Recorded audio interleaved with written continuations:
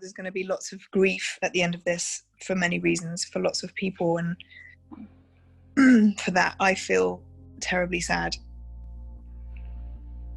I also think there has to be goodness that comes out of it. Silver lining, yeah.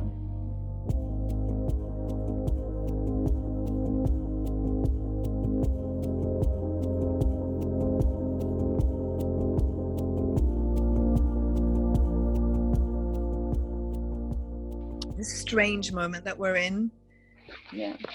I just keep thinking, God, I wonder if it's going to wake up humanity in a bit more conscience and, kind of give birth to some compassion that's been lacking in us. In a sense, we are experiencing like a fragment of what the asylum seekers are experiencing. So imagine that if we cannot cope with this, and if people struggle with being restrained in their homes where they have their showers and food, yeah. Imagine how it is for them. So I guess that at some level, it's like we have a common thing now, and we hear that from our clients, that they will also ask, how are you? Mm-hmm. Are you safe? Because now we face the same threat. Have you had, like us over in the UK, have you had sort of a projected when the lockdown will be over? I guess it's impossible, especially in the camp. Like, how do you? Yeah, well, we know that the next date. Mama, can you help me make my tiny garden? I will help you make your tiny garden. Hi. And just say hi to Kiki. Hi. Kiki does amazing things. She does brilliant. Hello. She's like Wonder Woman. Like your mom. Hi. How are you doing, Kiki? I've had my ups and downs. I know that like working from home is challenging. We have to provide phone sessions to our clients. But now we're accustomed to it, and our clients they're really thankful for the phone session. I was going to say, you're continuing your lifeline that you give people. And what about in the camps? Like, how do you self-isolate? Like, it's impossible.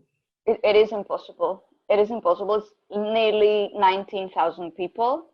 Oh my God. You've been in the camp. You've seen it. You've seen the food queues.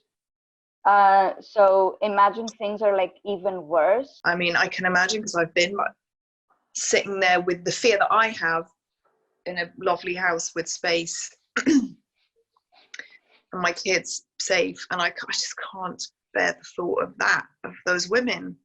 Yeah. And then obviously I'm just speaking from a mother's perspective. Yeah.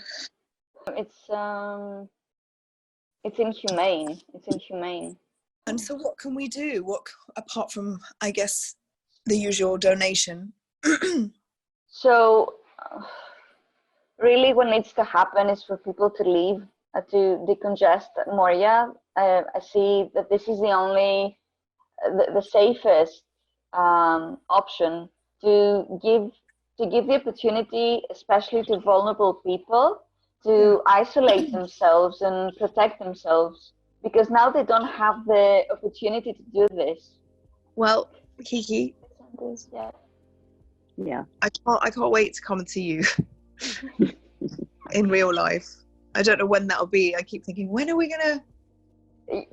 I wonder. Yeah, we look forward to having you here again. Yeah, I can't. You're amazing, you and your crew, and I'm in awe of you, as lots of people are. I'm very, very proud of my team, really. So. Yes, you're amazing, and thank you for the work that you do. Thank you, Lena. Thank you. It's extraordinary. And I don't know, if you make a tiny garden, send me a picture.